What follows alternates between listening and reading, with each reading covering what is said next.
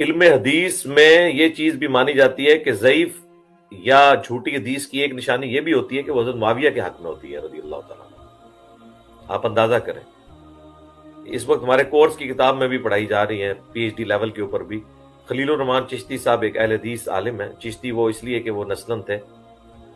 انہوں نے باقاعدہ ایک کتاب لکھی ہے، میں نے کئی دفعہ دکھائی بھی، بائی چانس میرے ٹیبل پہ شاید امید ہے پڑھی بھی ہو۔ ہاں، یہ کتاب ہے حدیث کی اہمیت اور ضرورت، الفاظ اکیڈمی نے شائع کی ہے، خلیل الرحمان چشتی صاحب کی،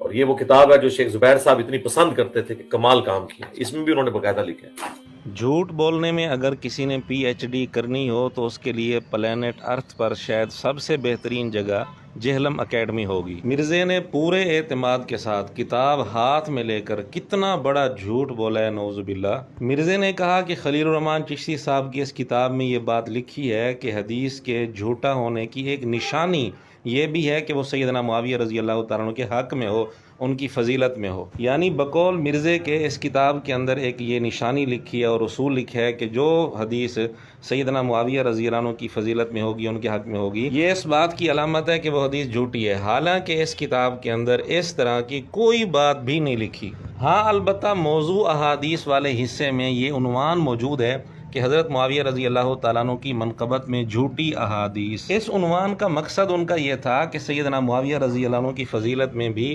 کئی ساری حدیثیں گھڑی گئی ہیں، لیکن مرزے نے اس سے غلط نتیجہ نکال کر جھوٹ بول دیا کہ اس کتاب کے اندر لکھا ہے کہ جو بھی حدیث حضرت معاویہ رضی اللہ عنہ کی فضیلت میں ہوگی یہ اس بات کی علامت ہے کہ وہ گھڑی گئی ہے، حالانکہ اس طرح کی کوئی بات نہیں تھی، البتہ یہ عنوان تھا۔ اگر اس عنوان سے یہ نتیجہ نکلتا ہے تو پھر اسی سے 2 صفحے پہلے ایک اور عنوان بھی موجود ہے، وہ عنوان آپ دیکھ رہے ہیں، حضرت علی رضی اللہ تعالیٰ عنہ کے مناقب میں جھوٹی حدیثیں۔ اب یہ عنوان بھی بالکل اسی طرح ہے، اور اس عنوان کا مقصد بھی یہی ہے کہ حضرت علی رضی اللہ تعالیٰ عنہ کی فضیلت میں کئی ساری جھوٹی حدیثیں گھڑی گئی ہیں۔ اس عنوان کا یہ مقصد نہیں ہے کہ جو بھی حضرت علی رضی اللہ تعالیٰ عنہ کی فضیلت میں حدیث ہوگی یہ اس بات کی نشانی ہوگی کہ وہ حدیث جھوٹی اور من گھڑت ہے، یہ مقصد بالکل نہیں ہے۔ تو دونوں عنوان ایک جیسے ہیں۔ مرزے نے سیدنا معاویہ رضی اللہ تعالیٰ عنہ کے متعلق یہ عنوان دیکھ کر باطنی خباثت کی وجہ سے یہ نتیجہ نکال لیا کہ اس کا مطلب یہ ہے کہ جو بھی حدیث ان کی فضیلت میں ہوگی یہ اس بات کی نشانی ہے کہ وہ گھڑی ہوئی ہے۔ یہ نتیجہ اگر اس عنوان سے نکلتا ہے تو پھر سیدنا علی رضی اللہ تعالیٰ عنہ کے متعلق اسی کتاب میں جو عنوان دیا ہے پھر اس سے بھی نعوذ باللہ یہی نتیجہ نکلے گا۔ اور یہ عنوان صرف ان 2 حضرات کے متعلق نہیں بلکہ خلفائے راشدین کے متعلق بھی اسی قسم کا عنوان ہے کہ ان کی فضیلت میں بھی بعض حدیثیں گھڑی گئی ہیں، بلکہ اسی طرح کا عنوان خود نبی پاک صلی اللہ علیہ وآلہ وسلم کے متعلق لگایا گیا ہے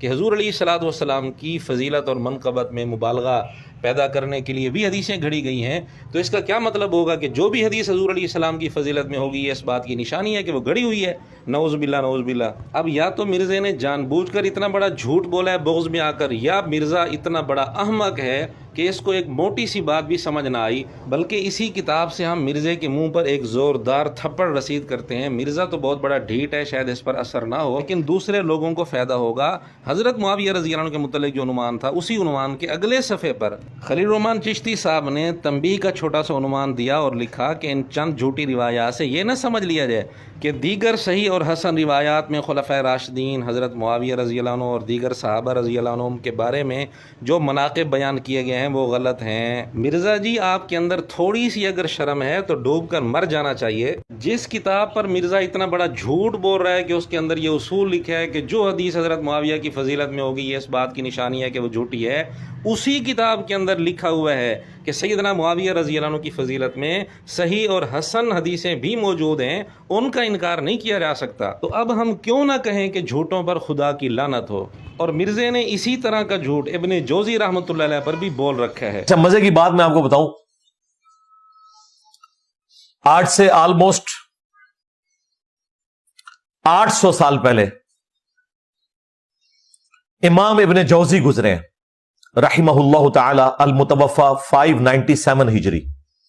یہ شیخ عبد القادر جیلانی المتوفا 561 ہجری کے شاگرد بھی ہیں، محدثین میں بڑا مقام ہے ابن جوزی کا۔ یہ ابن قیم جوزی نہیں ہے جو ابن تیمیہ کا شاگرد ہے، یہ ابن تیمیہ سے بھی 200 سال پہلے گزرے ہیں۔ ابن تیمیہ بھی انہیں بہت بڑا محدث مانتے ہیں۔ انہوں نے الموضوعات، بڑی گھڑی ہوئی بڑی بڑی حدیثیں، وہ کتاب بھی لکھی ہے جس میں انہوں نے یہ بھی لکھا ہے کہ جو حدیث حضرت معاویہ کی شان میں ہوگی نا یہ بھی اس بات کی نشانی ہے کہ یہ گھڑی ہوئی حدیث ہے. گھڑی ہوئی حدیثوں کی کچھ نشانیاں بتائیے، ان میں سے ایک یہ بتائیے جو حضرت معاویہ کی شان میں ہوگی نا تو سمجھ لو کہ یہ گھڑی ہوئی حدیث ہے. اس پلانٹ ارتھ پر مرزے سے بڑا جھوٹا بھی شاید کوئی ہوگا. ابن جوزی رحمۃ اللہ علیہ نے الموضوعات میں ایسی کوئی بات نہیں لکھی. ہاں البتہ انہوں نے الموضوعات میں یہ بات لکھی ہے کہ بعض لوگوں نے ان کی فضیلت میں حدیثیں گھڑیں اور بعض لوگوں نے ان کی مذمت کے بارے میں احادیث گھڑ لیں، اور پھر فرمایا کہ دونوں طرح کے لوگ ہی غلط ہیں، جنہوں نے فضیلت میں حدیثیں گھڑیں وہ بھی غلط، جنہوں نے مذمت میں حدیثیں گھڑیں وہ بھی غلط. تو ابن جوزی کا مقصد تو صرف اتنا ہے کہ ان کی فضیلت کے بارے میں بھی احادیث گھڑی گئی ہیں، لیکن اس سے یہ نتیجہ نکالنا کہ ان کی فضیلت میں جو بھی حدیث ہوگی یہ نشانی ہے کہ وہ گھڑی ہوئی ہے، یہ مرزے کے گندے ذہن کی ایجاد ہے، ورنہ ابن جوزی رحمۃ اللہ علیہ نے ایسی کوئی بات نہیں لکھی. اگر اس سے یہی نتیجہ نکلتا ہے تو پھر اگلی بات سے بھی یہی نتیجہ مرزے کو نکالنا چاہیے، اور مرزے کو کہنا چاہیے کہ ان کی مذمت میں جو بھی حدیث ہوگی یہ اس بات کی نشانی ہے کہ وہ گھڑی ہوئی ہے، یہ حصہ بھی پھر بیان کرنا چاہیے. حالانکہ ابن جوزی رحمۃ اللہ علیہ نے اس سے پہلے صدیق اکبر رضی اللہ تعالیٰ عنہ کے متعلق بھی یہی بات لکھی ہے کہ ان کی فضیلت میں بھی حدیثیں گھڑی گئی ہیں. اب اس کا یہ مطلب تھوڑا ہے کہ ان کی فضیلت میں جو بھی حدیث ہوگی یہ اس بات کی نشانی ہے کہ وہ گھڑی ہوئی ہے. اسی طرح اسی الموضوعات میں ابن جوزی نے یہ بھی بات لکھی ہے کہ سیدنا علی رضی اللہ تعالیٰ عنہ کی فضیلت میں بھی حدیثیں گھڑی گئی ہیں، اور یہ عنوان دے کر تقریباً 60 حدیثیں ابن جوزی رحمۃ اللہ نے لکھی جو حضرت علی رضی اللہ تعالیٰ عنہ کی فضیلت میں لوگوں نے گھڑی ہیں. اسی طرح سیدنا فاروق اعظم رضی اللہ عنہ کی فضیلت میں، سیدنا عثمان رضی اللہ تعالیٰ عنہ کی فضیلت میں، حسنین کریمین رضی اللہ عنہ کی فضیلت میں، اور اہل بیت کی فضیلت میں جو حدیثیں گھڑی ہوئی ہیں ابن جوزی نے تو وہ ساری لکھی ہیں. تو کیا اس سے یہ نتیجہ نکالا جائے گا کہ ان کی شان میں جو بھی حدیث ہوگی وہ گھڑی ہوئی ہوگی؟ نعوذ باللہ. آخر میں ہم اتنی ہی گزارش کرتے ہیں کہ اب بھی اگر مرزے کی حقیقت کسی کو سمجھ نہیں آتی تو اس پر افسوس ہی کیا جا سکتا ہے، اور کیا کر سکتے ہیں.